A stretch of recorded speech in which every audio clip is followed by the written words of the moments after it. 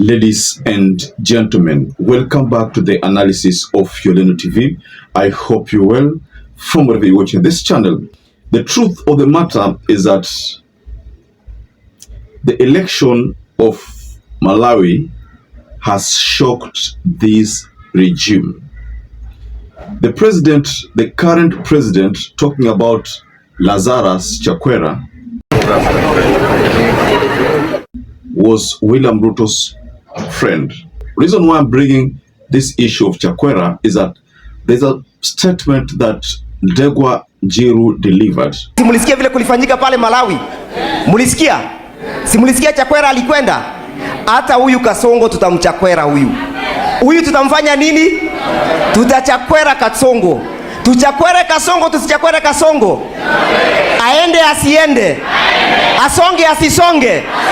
Huyu jamaa ametuzoea na tutahakikisha hakuna siku nyingine katika Jamhuri ya Kenya tutapata rais ambaye akaona tabia mbovu kama huyu Kasongo.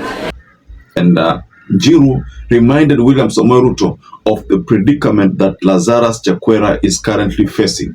He is a one-term president because after beating the opponent previously, the opponent has made a comeback and beat him thoroughly in the elections. So this means even in Kenya, this can happen. So that is the main reason why Ndegwa Njiru is telling William Ruto that look here, one term is real. Now, Chakwera is not the first president that has been voted out after the first term. There's also the issue of Nigeria.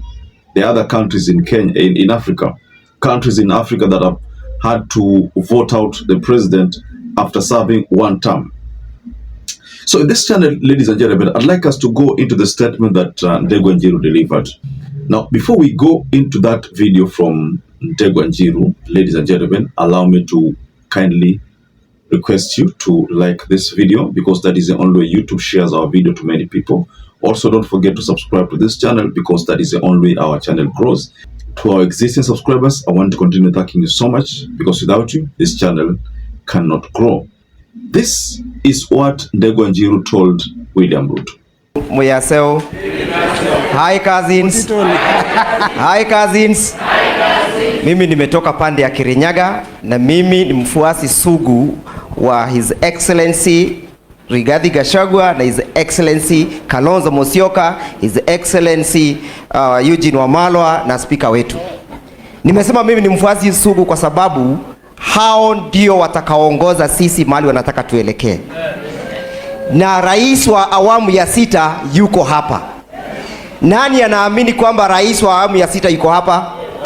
Na mnajua hii kiti hapa Mumbuni is as important as hii kiti ya Malava.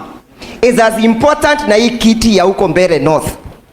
Hizi viti 3 they are very important in determining how we are going to deal with Kasongo. Na mimi nikimalizia, mimi ninasikia Biblia inasema na nimesikia ndugu yangu Metho akisema yeye angekuwa pastor.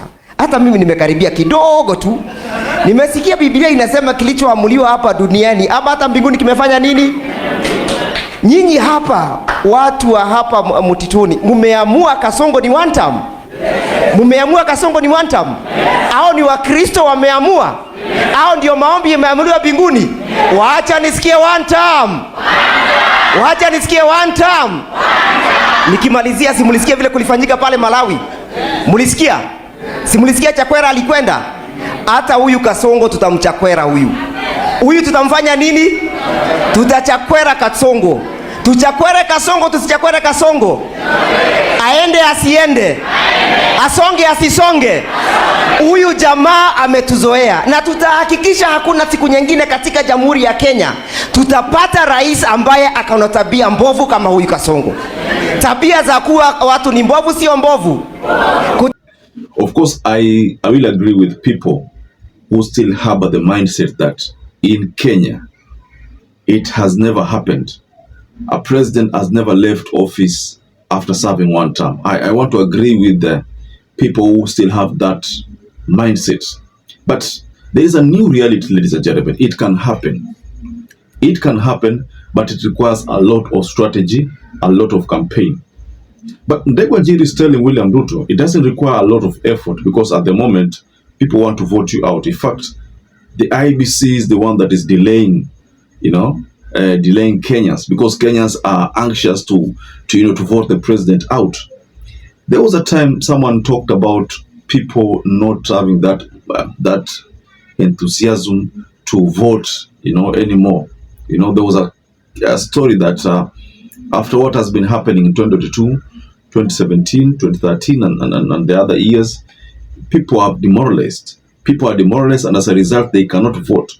But if you look at this election, the coming election, now this coming election is going to shock so many people. It is going to shock the current regime because people are uniquely eager. To vote. They want to vote. They simply want to vote. Everybody seems to be talking about, we want to vote the president out. So that is the main reason why Ndegwa Njiru's statement should shock people like Farouk Kibet. It should shock people like Oscar Sudi. It should shock people like Murkomen or Duale.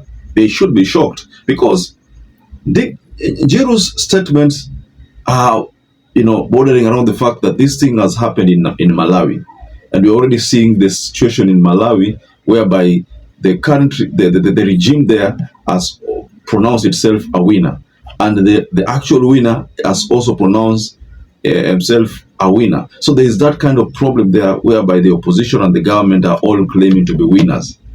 Now the electoral body issued a warning. I saw some article somewhere that nobody should declare results. They are the ones who can declare the results. That was a posting that was shared on the 19th. That is what they said to the two factions when both of them were claiming victory. So based on what Ndegwa Njiru has told us, ladies and gentlemen, what can you say? I think Njiru is right. I think Njiru is sending a very strong message to this regime to be very careful. But then, if I'm William Ruto, I should start thinking about plan B. What is going to happen? Because the reality is that if Kenyans vote like they did in 2002, then they're going to send someone home and then they are going to employ someone else, a new person. We don't know who that person is. There are people who think it's Matiang'i, Kalonzo. There are people who think it's supposed to be Maraga, Okiya Mtata. There are so many options on the table, ladies and gentlemen.